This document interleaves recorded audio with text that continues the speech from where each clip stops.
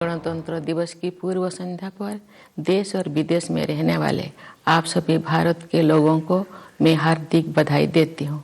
संविधान के लागू होने के दिन से लेकर आज तक हमारी यात्रा अद्भुत रही है और इससे कई अन्य देशों को प्रेरणा मिली है।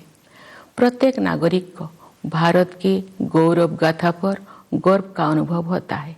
जब हम गणतंत्र दिवस मनाते हैं तो अब एक राष्ट्र के रूप में हमने मिलजुल कर जो उपलब्धियां प्राप्त की है उनका हम उत्सव मनाते हैं। भारत विश्व की सबसे पुरानी जीवंत सभ्यताओं में से एक है।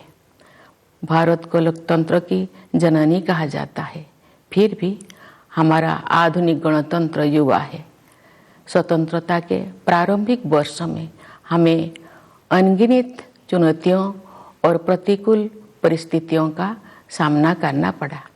लंबे विदेशी शासन के अनेक बुरे परिणामों में से दो कुप्रभाव थे, भयंकर गरीबी और निरक्षरता। फिर भी भारत अविचलित रहा।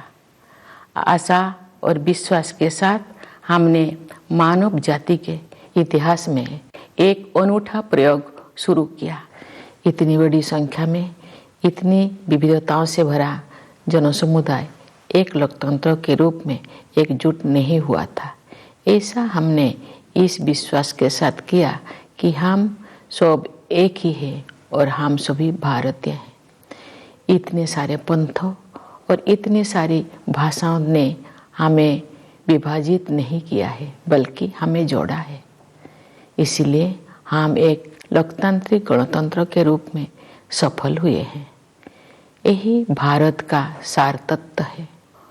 ये सार तत्व संविधान के केंद्र में रहा है और समय की कसौटी पर खरा उतरा है।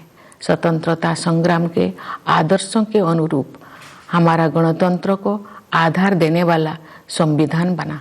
महात्मा गांधी के नेतृत्व में राष्ट्रीय आंदोलन का उद्देश्य स्वतंत्रता प्राप्त करना भी था और भारतीय आदर्शों को फिर से स्थापित करना भी था। उन दशकों के संघर्ष और बलिदान ने हमें न केवल विदेशी शासन से बल्कि थोपे गए मूल्यों और संकीर्ण विश्व दृष्टिकोण से भी आज़ादी दिलाने में मदद की। शांति, बंधुता और समानता के हमारे सदियों पुराने मूल्यों को फिर से अपनाने में क्रांतिकारियों और सुधारकों ने दूरदर्शी और आदर्शवादी विभूतियों के साथ मिलकर काम किया। जिन लोगों ने आधुनिक भारतीय चिंतन धारा को प्रवाह दिया, उन्होंने आन भद्राः कर्तव्यन्तु विश्वतः, अर्थात हमारे पास सभी दिशाओं से अच्छे विचार आए कि वैदिक उपदेश के अनुसार प्रगतिशील विचारों का भी स्वागत किया। लंबे और गहन विचार मंथन के परिणाम स्वरूप हमारे संविधान की संरचना हुई। हमारा ये बुनियादी दस्तावेज दुनिया की सबसे प्राचीन जीवंत सभ्यता के मानवतावादी दर्शन के साथ साथ आधुनिक विचारों से भी प्रेरित है।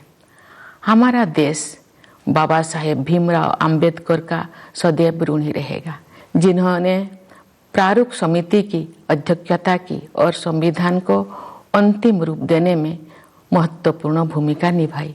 आज के दिन हमें संविधान का प्रारंभिक मसौदा तैयार करने वाले विधिवेत्ता श्री BN राव तथा अन्य विशेषज्ञों और अधिकारियों को भी स्मरण करना चाहिए, जिन्होंने संविधान निर्माण में सहायता की थी। हमें इस बात का गर्व है कि उस संविधान सभा के सदस्यों ने भारत के सभी क्षेत्रों और समुदायों का प्रतिनिधित्व किया। संविधान निर्माण में सभा की 15 महिला सदस्यों ने भी योगदान दिया। संविधान में निहित आदर्शों ने निरंतर हमारे गणतंत्र को राह दिखाई है। इस अवधि के दौरान भारत एक गरीब और निरक्षर राष्ट्र की स्थिति से आगे बढ़ते हुए विश्व मंच पर एक आत्मविश्वास से भरे राष्ट्र का स्थान ले चुका है। संविधान निर्माताओं की सामूहिक बुद्धिमत्ता से मिली मार्गदर्शन की बिना प्रगति संभव नहीं थी। बाबा साहेब आम्बेडकर और अन्य विभूतियों ने हमें एक मानचित्र तथा एक नैतिक आधार प्रदान किया। उस राह पर चलने की जिम्मेदारी हम सब की है। हम काफ़ी हद तक उनकी उम्मीदों पर खरे उतरे भी हैं, लेकिन हम ये महसूस करते हैं कि गांधी जी के सर्वोदय की आदर्शों को प्राप्त करना अर्थात सभी का उत्थान किया जाना अभी बाकी है। फिर भी हमने सभी क्षेत्रों में उत्साहजनक प्रगति हासिल की है। प्यारे देशवासियों, सर्वोदय के हमारे मिशन में आर्थिक मंच पर हुई प्रगति सबसे अधिक उत्साहजनक रही है। पिछले साल भारत दुनिया की 5वीं सबसे बड़ी अर्थव्यवस्था बन गया। ये उल्लेख करना जरूरी है कि ये उपलब्धि आर्थिक अनिश्चितता से भरी वैश्विक पृष्ठभूमि में प्राप्त की गई है। वैश्विक महामारी चौथे वर्ष में प्रवेश कर चुकी है और दुनिया के अधिकांश हिस्सों में आर्थिक विकास पर इसका प्रभाव पड़ रहा है। शुरुआती दौर में कोविड-19 से भारत की अर्थव्यवस्था को भी काफ़ी क्षति पहुंची। फिर भी सक्षम नेतृत्व और प्रभावी संघर्षशीलता के बल पर हम शीघ्र ही मंदी से बाहर आ गए और अपनी विकास यात्रा को फिर से शुरू किया। अर्थव्यवस्था के अधिकांश क्षेत्र अब महामारी के प्रभाव से बाहर आ गया है। भारत सबसे तेजी से बढ़ते हुए बड़ी अर्थव्यवस्था में से एक है और सरकार द्वारा समय पर किए गए सक्रिय प्रयासों द्वारा ही संभव हो पाया है। इस संदर्भ में आत्मनिर्भर भारत अभियान के प्रति जन सामान्यों के बीच विशेष उत्साह देखा जा रहा है। इसके अलावा विभिन्न क्षेत्रों के लिए विशेष प्रोत्साहन योजनाएं भी लागू की गई है। ये बड़े ही संतोष के विषय है कि जो लोग हाशिए पर रह गए थे उनका भी योजनाओं और कार्यक्रम में समावेश किया गया है तथा कठिनाई में उनकी मदद की गई है। मार्च 2020 में घोषित प्रधानमंत्री गरीब कल्याण अन्न योजना पर अमल करते हुए सरकार ने उस समय गरीब परिवारों के लिए खाद्य सुरक्षा सुनिश्चित की जब हमारे देशवासी कोविड-19 की महामारी के कारण अकस्मात उत्पन्न हुए आर्थिक व्यवधान का सामना कर रहे थे। इस सहायता की वजह से किसी को भी खाली पेट नहीं सोना पड़ा।